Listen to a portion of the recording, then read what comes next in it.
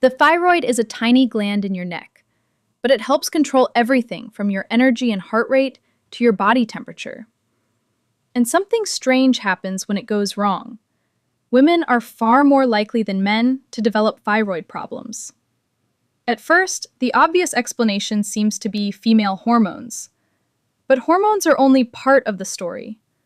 The deeper answer involves the immune system, pregnancy, genetics, and a biological difference hidden inside nearly every cell of the female body. Your thyroid sits at the front of your neck and releases hormones that influence how quickly your body uses energy. When thyroid hormone levels become too low or too high, the effects can appear throughout the body, from your heartbeat and digestion to your mood and menstrual cycle. But none of this explains why women are affected so much more often than men. For the biggest clue, we have to look beyond the thyroid itself. Two of the most common thyroid disorders are Hashimoto's thyroiditis and Graves' disease, and both are autoimmune diseases. Normally, your immune system identifies and attacks threats like viruses and bacteria. But in autoimmune disease, that defense system mistakenly targets the body's own tissues. In Hashimoto's disease, the thyroid is gradually damaged. In Graves' disease, abnormal antibodies overstimulate it. And here is the crucial clue.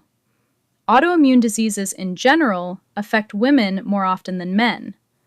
So the real mystery becomes even bigger. Why is the female immune system more likely to make this kind of mistake? Scientists still don't have one simple answer. Female immune systems can respond differently from male immune systems, and researchers believe several factors may contribute.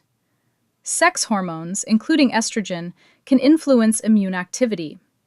Genetics also matter. Women typically have 2 X chromosomes, while men typically have 1, and the X chromosome carries many genes involved in immune function.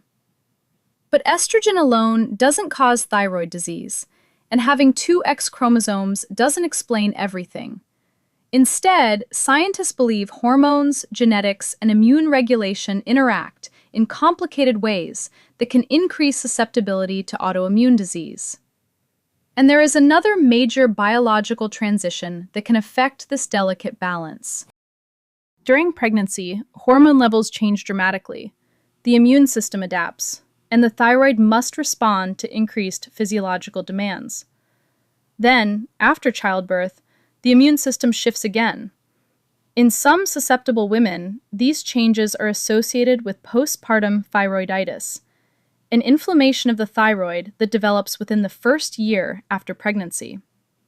Pregnancy doesn't simply cause thyroid disease, but these major immune and hormonal transitions can reveal thyroid problems in women who are already. The final complication is that thyroid problems don't always announce themselves clearly. Fatigue, weight changes, brain fog, anxiety, menstrual changes, or feeling unusually cold or hot can easily be blamed on stress, poor sleep, aging, or menopause. That means the underlying thyroid problem may remain unnoticed, while seemingly unrelated symptoms appear throughout the body. So why do women get thyroid problems more than men? There is no single cause. The best explanation is a complex interaction between the immune system, genetics, sex hormones, pregnancy, and major biological transitions throughout a woman's life.